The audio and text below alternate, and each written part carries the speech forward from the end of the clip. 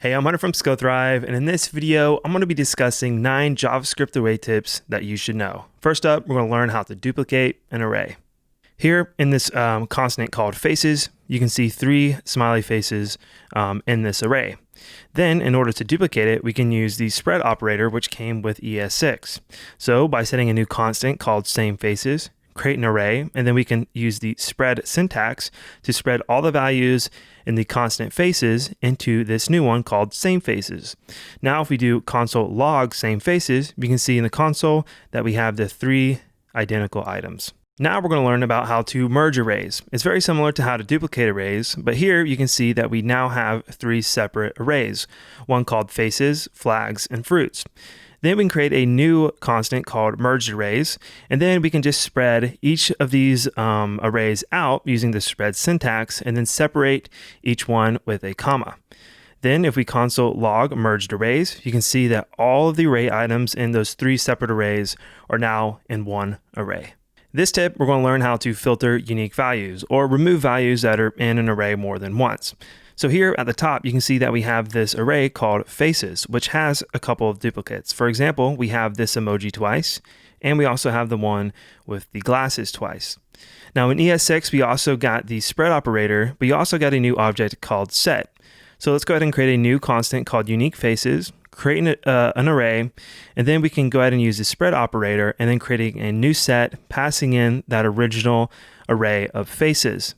Now if we console.log unique faces, you'll see here in the console that we have all the duplicates removed and we only have unique values. The next tip is how to create an array based off of matching conditions. So for example, we have this array called names, which has all of these different names. So let's say, for instance, we only wanted to get the names that start with H.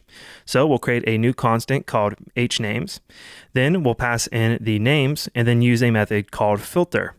Each of these items that we're going over, we'll just call a name, and then we can use a method called starts with, passing in an argument of h. This is going to return, if we console.log hnames, the 2 names that have the h in them, which is Hunter and Henry. The next tip is how to check if every item in an array meets a certain condition. So at the top, we have an array called numbers, which has all even numbers in it. So we can create a new function called isEven, which takes an argument of number. And then we can check using the division remainder if the number division remainder by 2 equals 0, meaning it's even, we can return true. Then we can console.log numbers using the every method and then passing in that function. And then what's going to happen is this function is going to run for every item in here and then return true if it's true. So if we change this to something like 25 and then save, you'll see that in the console we get printed false instead of true. The next tip is how to check if some items meet a condition in an array. So at the top we have another array, but this time we have one odd number. And now we have the same function that checks if it's even, but now instead of using every, we'll use a method called sum and pass in this function called isEven. You'll see that the value is true because not every value has to be even, only some of the values have to be even. The next tip is going to check an intersection of arrays or items that are in both arrays. So at the top, you can see that we have an array called animals1. So this has 4 different emojis here. And then we have another one called animals2. You'll notice that animals1 and animals2 both have this dog and this panda emoji.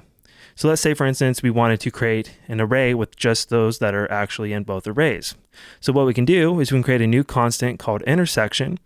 Then on the animals1 array, we can use the filter method. Each item we're going to pass in, and we'll just go ahead and call an animal.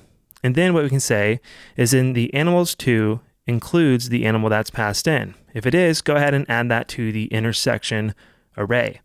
So if we console.log the intersection array, you can see here in the console that we get the dog and the panda printing to the console. In this tip, we're going to learn how to find the difference of arrays or items that are unique in each array. And this is exactly how we would find the intersection using this includes and filter method, but this time we're using the logical not operator to essentially say does not include. And I have another example down here called all differences. So we first take the differences between animals 1 and 2, which is going to be the hamster and the fox, because these are exclusive just to animals 1. And then we can do the same thing for animals 2, finding only the values that are exclusive for that array compared to the animals 1 array, which is the pig, cow, and the koala. Then we can go ahead and merge those together using the method we learned earlier, using the spread operator, and then separating them with a comma. And if you console log the difference, which is just between animals 1 and 2, we get that hamster and the fox. And then on all differences, we get all the differences in both the arrays. The last tip is how to sort items in an array. At the top here, you can see that we have an array called numbers, which has 5 numbers in no particular order. Then what I did is I duplicated the array in a new constant called ascending using the spread syntax. Then I used a new method called sort. In order to get the ascending order of items, the function is a minus b.